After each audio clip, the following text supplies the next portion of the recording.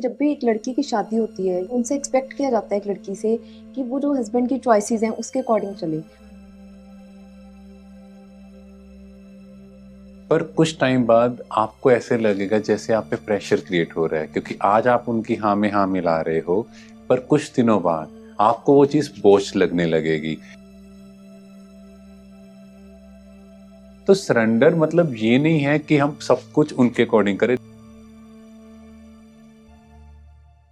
Hello friends, तो आज का हमारा क्वेश्चन है कि जैसे जब भी एक लड़की की शादी होती है, उनसे एक्सपेक्ट किया जाता है एक लड़की से कि वो जो हस्बैंड की चॉइसेस हैं उसके अकॉर्डिंग चले। उसका जो पूरा अपना कि जो भी उसके नेचर है, उसकी चॉइसेस हैं, बिल्कुल जो उसके हस्बैंड की है उसके अकॉर्डिंग वो अपने आप को चेंज करे।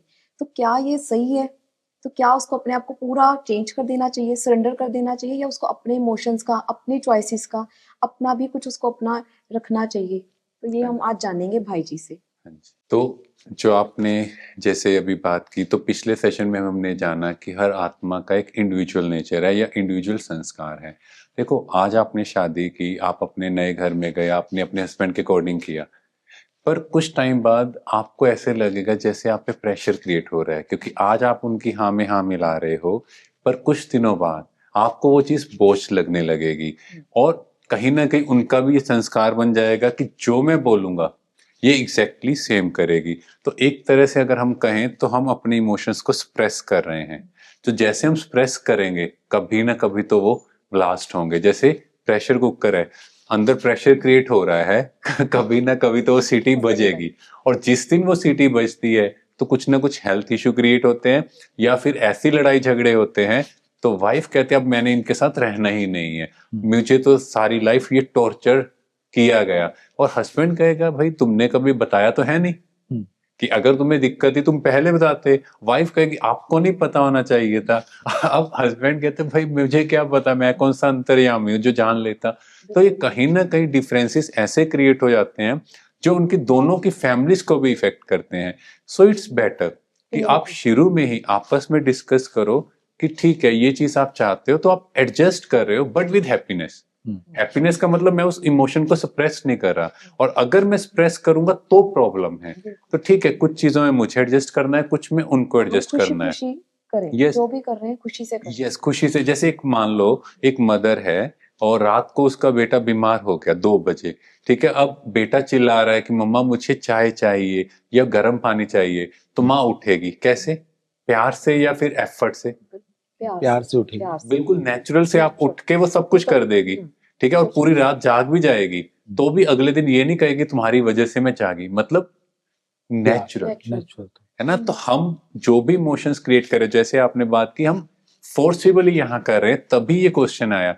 तो सरेंडर मतलब ये नहीं है कि हम सब कुछ उनके अकॉर्डिंग करें। देखो, प्रैक्टिकल होना जरूरी है, क्योंकि आज के टाइम अगर हम देखें तो सिचुएशंस बदल गई हैं। हस्बैंड भी अलग हैं, वाइफ भी अलग हैं। अगर हम किसी को इतना राइट देंगे तो कहीं ना कहीं हमारे लिए भी बाद में प्रॉब्लम क्रिएट हो जाएगी, क्योंकि वो संस्कार बहुत पक्का हो जाएगा। So from the very beginning आपस में डिस्कस करो, बहुत प्यार से आगे बढ़ो, और जैसे आप करना चाहते हो एक्सप्रेस करो, स्ट्रेस नहीं करो। और उसके अलावा उनकी फैमिली के साथ, अपने मदर इन लॉ या फादर इन लॉ, तो उनके साथ भी बैठो कि मैं अपनी लाइफ में मैंने ये पढ़ाई की है और मैं ये करना चाहती हूँ।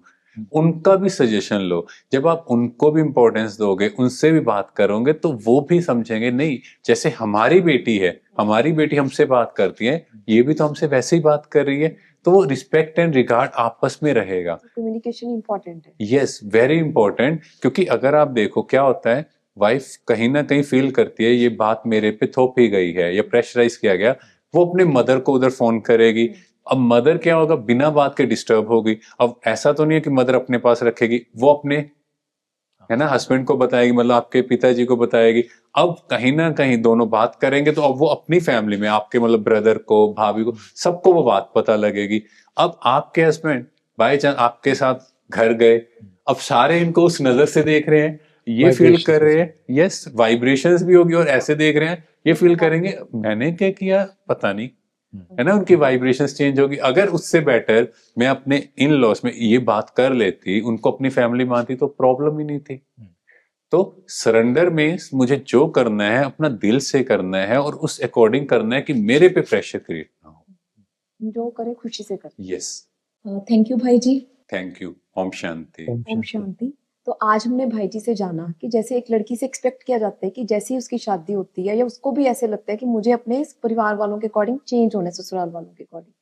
जैसे मुझे भी एज़ ए लड़की अब ये लगता है कहीं न कहीं जितना भी अब तक आफ्टर मैरिज देखा कि जब हम अपने पार्टनर के लिए, फैमिली के लिए कुछ कर रहे हैं, तो जो भी हम करें, वो अगर हम दिल से कर रहे हैं, अगर हमें खुशी मिल रही है, तो देन इट्स ओके, बहुत अच्छा है, हम जो उनके लिए कर रहे हैं। पर अगर हमें ये फीलिंग आ रही है कि मैं कठपुतली बन गए हैं, तो दैट इज़ नॉट ओके। तो हम अपने आप को चेक करें, जैसे भाई जी ने बताया कि हम ना ही बहुत ज़्यादा दब जाएँ, ऐसे संस्कार बना दें उनके कि वो उनको लगे कि हमेशा जो हम कहेंगे, वो उसके अकॉर्डिंग ही चलेगी। पर ये भी ना हो कि हम कुछ भी ना माने, तो देखें हमारी दिल की खुशी किसमें है। हर बात को मानने में, जिस बात को मानना चाहें, जहाँ पे हमें लगता है हमें कम्युनिकेट करना चाहिए, अपने दिल की बात रखनी चाहिए उनके आगे, तो वहाँ पे रखना सीखें। उनको भी अपना परिवार, फैमिली एज़ अपने मदर पेरेंट्स की तरह ही ट्रीट करें।